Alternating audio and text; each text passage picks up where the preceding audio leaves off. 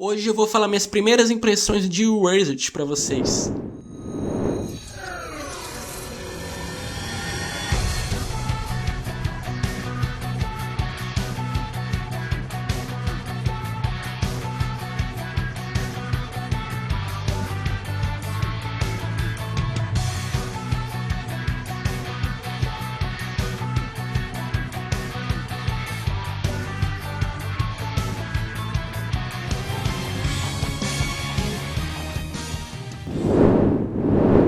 Erased, ou Boku Dakegai Naimachi, é um anime agora dessa temporada de inverno que tá sendo muito bem falado. Tá como aí o grande prometido, né, a grande surpresa da temporada.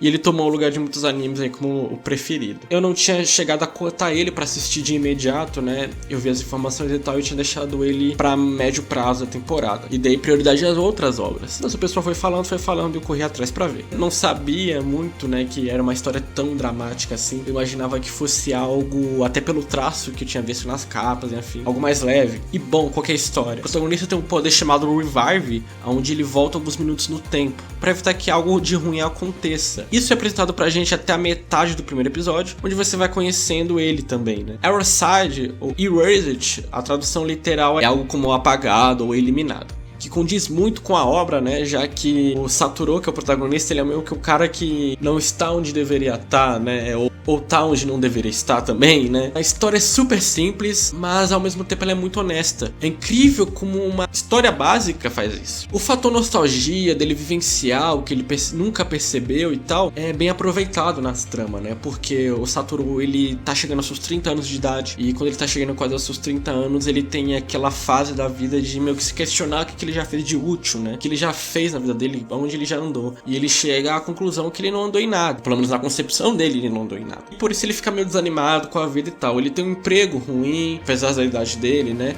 E o mangá dele não engata, né? Ele quer tentar publicar o mangá em uma revista, pelo menos foi o que deu pra entender. Então, o poder dele, o Revive, condiz muito com a personalidade dele, né? Porque ele é um cara vidrado, digamos assim, no passado. Seja pela questão infância ou adolescência, ou seja pela questão mudar alguns fatos, né? Tipo, mudar algumas ações do passado pra que o presente pudesse ser diferente. Porém, o Revive, ele sempre volta a alguns minutos, tipo 1 minuto, 5 minutos, 3 minutos. Porém, alguns fatos começam a decorrer. Ele começa a lembrar, né, de um caso de um sequestrador / psicopata quando ele tinha 11 anos. E aí, beleza, ele tá lá e tal, e ele começa a lembrar de uma menininha que ele poderia ter chamado, né, pra casa dele, ou caminhado com ela até a casa dele. E ele não chamou, e essa menina depois apareceu morta. Então ele tem um pouquinho de culpa, apesar dele meio que olhar pro lado, né. É aquilo que Monogatari diz muito, olhar pro lado não resolve o problema, né? Ele só dobra de tamanho. E é mais ou menos isso que acontece, né. Parece que o amigo dele, né, o Satoru, quando ele era pequeno, ele era um pouco amadurecido, né, ele não tinha muitas amizades e tal, mas ele tinha uma amizade com um rapaz bem mais velho, de uns 20 anos, chamado Coragem. E esse Coragem, ele incentivava ele a fazer amizades e tal com as crianças pequenas, por mais que ele nunca tivesse feito isso. Isso era tendo umas questões que ele queria poder mudar. Ele queria poder ter feito mais amizades, se expor mais, né? Coragem é o cara que é preso como suspeito desse tal serial killer e tal, que mata crianças. Enfim, aí a mãe dele vê alguns fatos também, e a mãe dele vê também que provavelmente o Coragem não é o culpado. E também o sequestrador tal ainda estaria solta. E aí ela começa a dar uma pequena investigada, né, na coisa, e até que ela é assassinada no final do primeiro episódio. Começa mesmo quando ele abre a porta e vê a mãe morta no chão, né? Ele tem um surto gigantesco. Você começa a sentir a pele dele ali. Você vê que o cara entra num surto e aí chama uma polícia. A polícia dá de cara com ele, com o corpo, né? E aí você começa a ver o desespero, tipo, não fui eu. E pum, ele tem um revive e ele volta pra quando ele tinha 11 anos. Com um único porém, ele tem ainda a sua consciência de 29. Então imagina, amigos, vocês aí que já tem os seus 20 e pouco, ou até não, tem suas faixas de 18, 17, voltarem no tempo para quando vocês têm 11 anos, mas a sua consciência ainda é da sua idade atual. E aí, quantas coisas vocês mudariam? Bom, eu não sei se eu mudaria muita coisa, mas talvez muitas atitudes minhas, que por uma questão de 11 anos que você não vê, né, você às vezes não percebe, eu mudaria, né. No caso dele ainda é pior, porque o Revive sempre volta quando algo ruim acontece e ele tem que evitar fator ruim. Então se voltou tanto tempo, provavelmente esse algo ruim que ele tem que evitar é o assassinato da mãe dele. E como que ele vai fazer isso, né? Ele entende então que pra evitar isso ele teria que evitar o assassinato da Kyle, que é aquela menininha do parque que eu falei no começo da review. A gente tem que dividir a narrativa em duas partes. O primeiro episódio segue uma linha mais dramática e com menos suspense. Do segundo pra frente, temos um suspense mais ou menos no mesmo nível do drama. E aos poucos ele vai mostrando um pouco da Kyle, né? Porque ele tem que se aproximar dela. E é nessa parte que você começa a se envolver muito com os personagens. Então um personagem meio sem sal, que seria o Satoru, né? Um cara de trentão que fica reclamando, né? Ai, que minha vida é. Pra se envolver com ele naquela aproximação da Kyle. E também, claro, pela própria Kyle, que ela sofre abuso dentro de casa, né? A mãe dela espanca ela. Ela é uma menina muito pobre, né? Enfim, ela sofre um certo bullying na escola por isso. É interessante a gente às vezes rever até nossos conceitos, né? De quando a gente tava nessa idade, das brincadeiras que a gente fazia contra aquele coleguinha, sabe? É interessante esse fator nostálgico. Não só na parte da escola, né? Também o relacionamento com a mãe dele.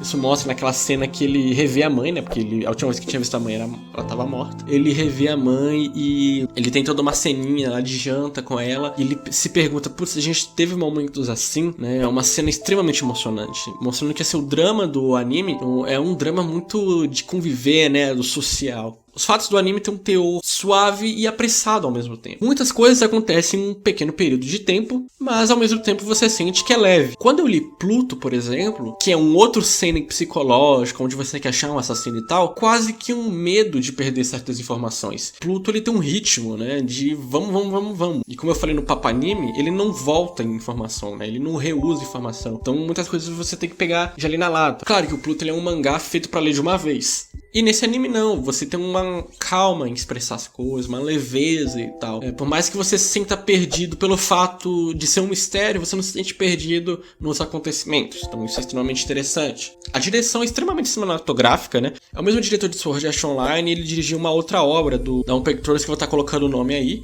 Mas antes disso, e até ainda ele faz isso, ele foi um diretor que trabalhou muito com storyboard, né? Atualmente na animação japonesa, dificilmente o diretor, ele nunca teve envolvimento com a animação, né? O trabalho de animação. O Isao Takahata, ele foi um dos primeiros roteiristas a também não ter especialidade nenhuma em animação e fez roteiros excelentes, né? E isso muita gente não sabe, o Isao, ele não é animador. Eu vou até indicar pra vocês um texto do Link, do blog Waifologia, que vai estar aqui no post do vídeo, lá no site, só vocês clicarem, onde ele fala um pouco sobre esse início da animação japonesa. E também vocês podem ver a História e Tradição, é um vídeo aqui do HCTV, que também vai estar linkado lá no post, tá?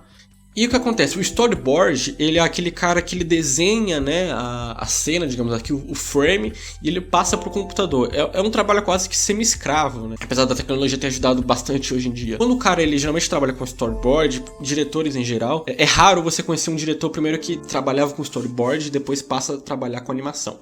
Geralmente um diretor ele trabalhou uma vez ou outra como storyboard e ele trabalhou muito como animador, principalmente animador de episódio, né, diretor de episódio de animação, enfim. Realmente essa é a escala, o cara é animador, depois ele vira storyboard, ele fica intercalando, né, porque storyboard e animação ficam ali mais ou menos na mesma categoria, depois ele passa a ser animador de uma coisa específica, depois ele passa a ser diretor de episódio, a direção de um anime menor, e aí ele vai subindo, é assim que surge mais ou menos a carreira de um diretor. E a característica nata, assim, de que diretores que realmente têm uma experiência com storyboard é o ângulo, né? É o foco, é o enquadramento. E isso a gente viu muito no anime. O cara tem um enquadramento lindo. Ele tem até aquele lance de deixar mais cinematográfico, colocando as duas tarjas pretas, né? Pra dar um clima mais de trama fechada. E a One Pictures é um estúdio muito conhecido pela sua animação e tal, pela sua coloração nas suas animações. Apesar de que decaiu um pouquinho, mas 2016 parece que ela tá voltando melhor. Eu lembro que em Sword Art Online, que também foi dirigido por ele, você tinha cenas que eram à noite e eram cenas extremamente coloridas, sabe? E você vê aqui também. Então, às vezes é à noite, tá nublado,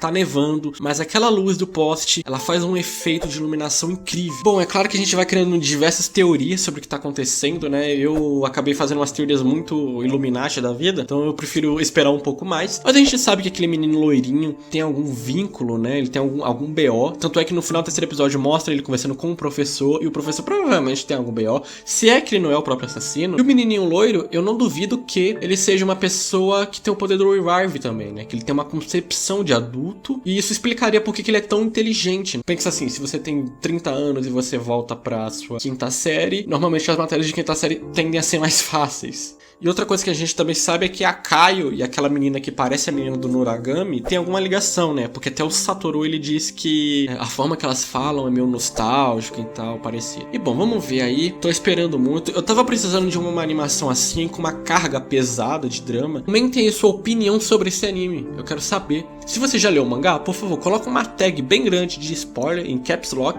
Mais uma coisa, gostaria de pedir que vocês dessem um joinha nesse vídeo, ajuda muito na divulgação. Por favor, se inscreve no canal se não tá inscrito. E vocês podem curtir lá a fanpage do HCTV, onde eu peço opiniões direto pra vocês sobre vídeos e tal. Eu até pedi umas sugestões de review lá que vocês queriam e tal. Enfim, eu uso a página do Facebook pra conversar com os inscritos, né, pra saber o que eles estão querendo. Então, se você é inscrito e ainda não curte a página do HC, tá perdendo tempo, ok? Visitem lá o site do HCTV. É isso aí, até a próxima. Falou!